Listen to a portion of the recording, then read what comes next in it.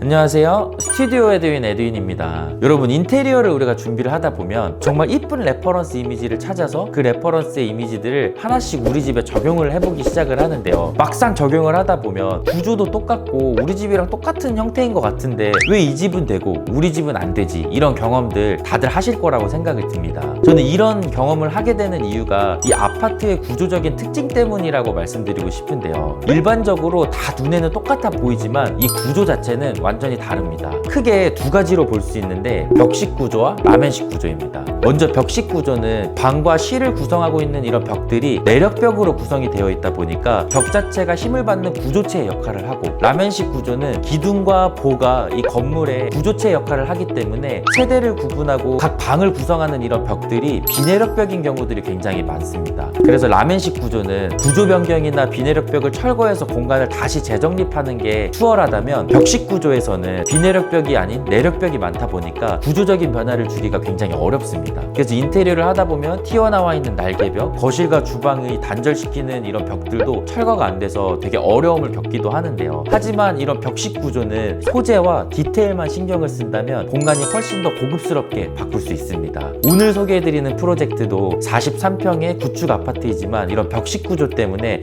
답답함이 굉장히 많이 느껴졌던 공간입니다. 하지만 저희가 소재와 디테일을 다시 정리하면서 완전히 새로운 공간으로 바꿔보았는데, 이번 영상을 통해서 이런 벽식 구조에서 활용할 수 있는 꿀팁들 얻어가셨으면 좋겠습니다. 어떻게 바꾸었는지 한번 바로 보여드리겠습니다.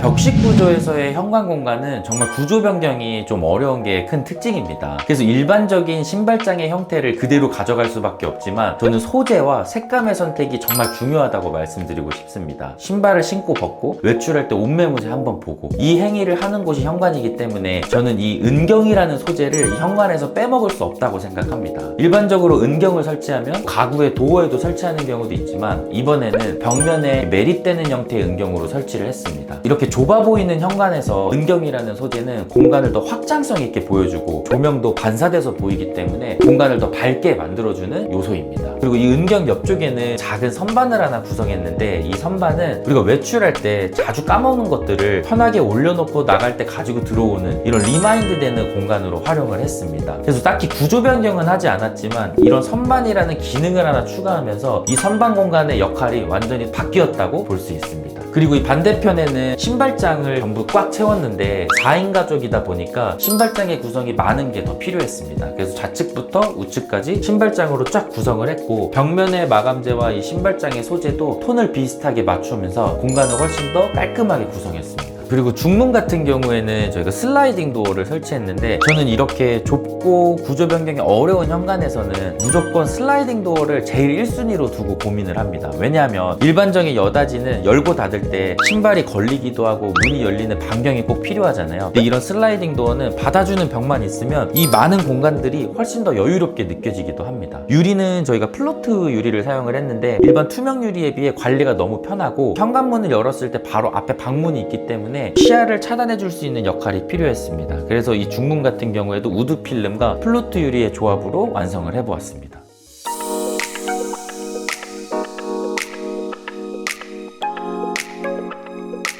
중문을 열고 들어오면 바로 복도 공간이 쭉 시작이 됩니다. 이 복도 공간도 벽식 구조였기 때문에 각 방을 구성하는 벽, 그리고 주방을 구성하는 벽이 철거가 안 되는 내력벽들이었습니다. 그렇다 보니 거실 공간도 분리가 되어 있고 주방 공간도 분리가 되어 있고 공간이 다 끊어지는 게 큰 특징이었는데, 이런 끊어짐을 자연스럽게 가지고 오는 게 큰 핵심이었습니다. 그래서 이 시스템 에어컨을 설치하면서 필요한 이런 단내림을 복도 공간 일부까지 가지고 오면서 주방과 복도를 이어주는 역할로서 만들어 보았습니다. 그러면서 자연스럽게 이 단내림을 쭉 이어주면서 이 복도 끝에 벽면까지 만들어 보았습니다. 간접 조명의 형태도 같이 따라오는 형태로 만들다 보니 천정에서만 끝날 수 있었던 이런 디테일이 벽까지 이어지면서 훨씬 더 깔끔한 일체감을 줄 수 있었습니다. 그리고 저는 이렇게 벽식 구조로 벽이 많고 끊어지는 형태들이 많은 경우에는 도어의 형태를 스텝도어로 가져가는 걸 좀 추천을 드리고 싶습니다. 왜냐하면 이 스텝도어는 인방이 도어와 1대1이기 때문에 도어를 한 덩어리, 벽면을 한 덩어리로 끊어줘서 공간을 훨씬 더 정돈돼 보이게 만들 수 있는데, 일반적으로 9mm 문선과 무문선 같은 경우에는 도어의 헤드 부분이 이 벽면과 1대1이기 때문에 더 공간이 좁아 보이게 만드는 느낌이 듭니다. 주방으로 이어지는 이 벽면 같은 경우에도 직각 형태가 아니라 라운드로 표현했는데, 이런 디테일도 굉장히 중요한 게, 만약에 직각으로 보였다면 공간에서 끊어지는 선이 보이기 때문에 심리적으로 공간이 더 분리되어 보이기도 합니다. 하지만 이렇게 라운드로 표현을 하면서 공간이 더 자연스럽게 시야가 흐를 수 있는 포인트로 사용을 했습니다.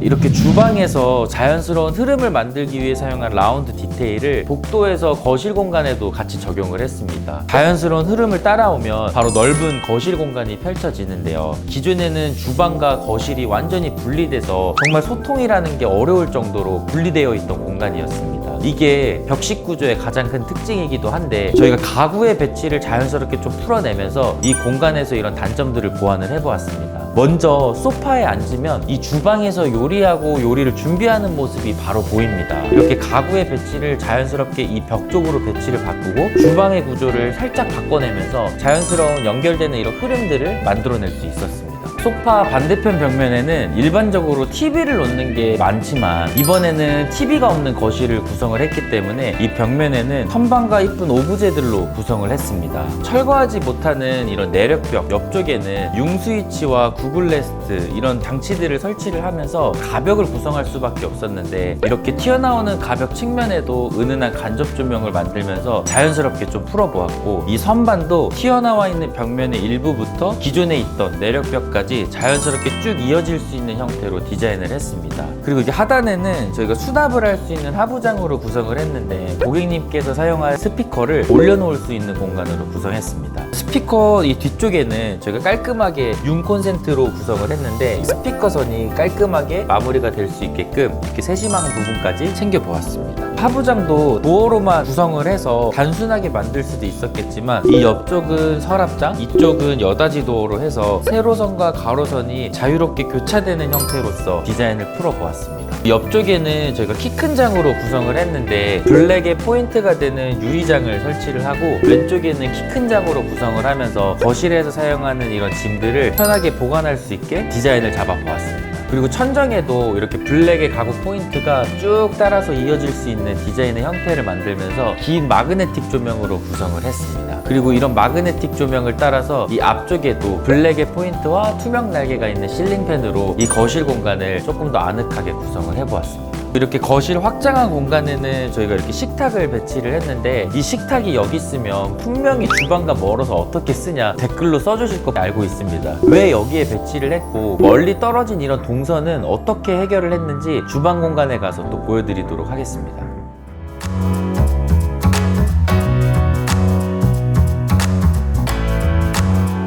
이 공간은 주방입니다. 아무래도 벽식 구조다 보니까 이 주방 공간 안에서도 철거할 수 있는 벽들이 존재하지 않았습니다. 이렇게 구조 변경이 어려운 공간에서도 배치만 잘 잡으면 더 효율적인 주방으로 바뀔 수 있다고 말씀드리고 싶습니다. 가장 먼저 우리가 주방 공간을 구성할 때 신경을 써야 하는 건 전 냉장고의 배치라고 생각을 하는데요. 이 냉장고는 주방 안에서 가장 부피가 많이 차지하는 가전입니다. 그래서 이 가전을 어디에 둘지를 먼저 고민을 하는데, 이 가전 같은 경우는 일반적으로 주방의 배면부에 배치하는 경우들이 많지만, 이 배면부에 배치했을 경우에는 거실 소파에 앉아서 바라보는 이 뷰가 냉장고를 바라볼 수밖에 없는 뷰가 되기 때문에, 요리를 하면서 거실 공간과 더 소통하는 이런 라인들을 만들기 위해서는 냉장고의 배치를 이 측면으로 잡을 수밖에 없었습니다. 그래서 냉장고를 왼쪽에 배치했지만, 거실에서 들어올 때에도 냉장고를 편하게 쓸 수 있고, 요리할 때에도 편하게 쓸 수 있는 이 동선 안에서 움직일 수 있기 때문에 최적의 위치라고 생각을 해서 이 공간에 배치를 했습니다. 그리고 나머지 부분들은 이렇게 하부장과 상부장을 배치하면서 소파에 앉아있을 때 조리대 아일랜드에서 이렇게 요리를 준비하는 사람과 동선이 일체감이 될 수 있도록 구성을 할 수 있는 포인트로 가져갈 수 있었습니다.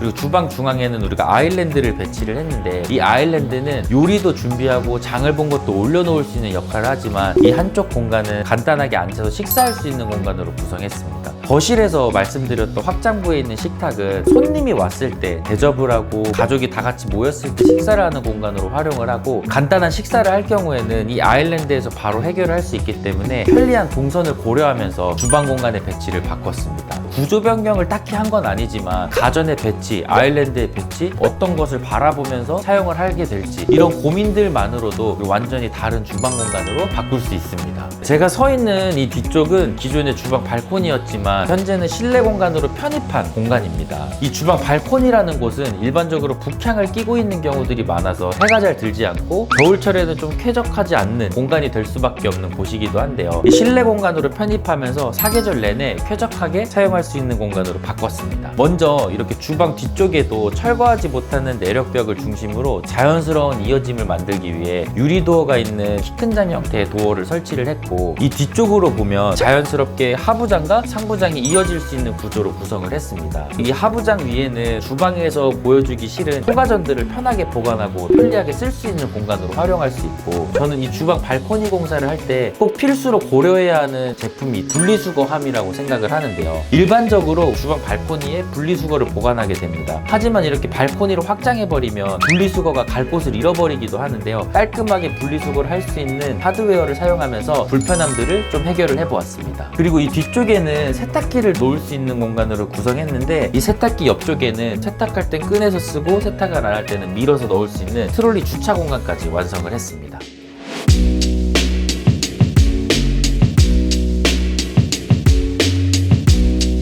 네, 이 공간은 알파룸입니다. 이 알파룸을 어떻게 쓰느냐에 따라서 저는 공간에 대한 쓰임이 완전히 달라질 수 있다고 생각을 하는데요. 조금 협소했던 이 알파룸 공간도 확장 공사를 통해서 좀 더 넓게 확장을 하고 붙박이장이 있는 드레스룸과 서재 공간으로 같이 구성을 해보았습니다. 그래서 이 기능들이 두 가지가 그냥 단순히 공존을 한다면 공간이 어수선해 보일 수 있지만 약간의 디테일을 좀 넣어보았는데요. 옷장으로 사용하는 이런 붙박이장들은 깊이감이 깊은 형태로 구성을 하고, 서재로 활용할 이 공간부터는 장의 깊이를 한 뎁스 밀어주면서 조금 더 공간적인 여유들을 만들어 보았습니다. 그러면서 같은 공간 안에 좀 더 자연스러운 흐름들을 만들 수 있었고, 사이즈가 작다 보니까 이 안쪽에는 저희가 브론즈경을 활용을 해서 색감의 분위기도 잡고 공간을 더 확장성 있는 분위기로 만들 수 있었습니다. 그리고 이렇게 선반들도 전부 다 은은한 간접 조명들도 배치를 하면서 책상에 앉아서 창가를 바라보고 활용할 수 있는 고객님만의 알파룸 공간으로 완성할 수 있었습니다.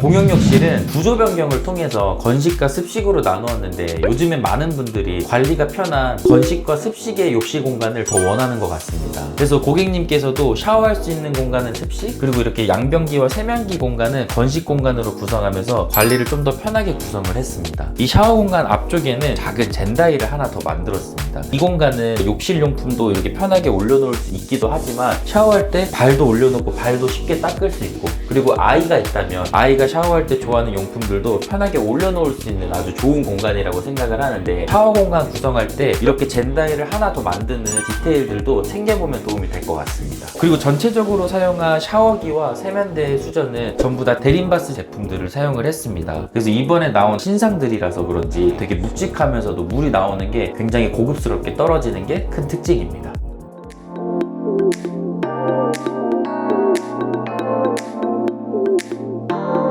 이 공간은 이제 안방입니다. 거실에 TV가 없는 대신 이 안방 공간을 좀 더 아늑하게 TV를 보면서 쉴 수 있는 휴식 공간으로 구성을 했는데, 침대가 있는 맞은편 벽면에 저희가 이렇게 TV를 깔끔하게 반매립벽으로 구성했습니다. 그리고 하단에도 사운드바를 넣으면서 깔끔하고 군더더기 없는 TV를 볼 수 있는 벽면으로 구성을 했고, 이 TV를 시청할 수 있는 곳은 침대 공간에서도 편하게 볼 수 있지만 1인 소파를 놓고 이쪽에 앉아서도 TV를 시청할 수 있는 아늑한 휴식할 수 있는 공간 공간으로 구성했습니다. 이 옆쪽에는 오픈장을 구성하고 하단에 서랍장으로 구성했는데 앉아서 TV를 볼 때 작은 선반이라는 공간을 리모컨도 올려놓고 물컵도 올려놓고 편하게 쓸 수 있는 공간으로 구성을 해보았습니다. 그리고 나머지는 전부 다 붙박이장으로 쭉 구성을 하면서 옷을 수납할 수 있게끔 만들어 보았습니다. TV가 설치되는 이 벽면 끝쪽에도 단순히 라운드로 표현을 한 게 아니라 반원 형태의 되게 둥근 벽면으로 구성을 했는데 조금 더 조형미가 느껴질 수 있는 포인트로 활용을 해보았습니다.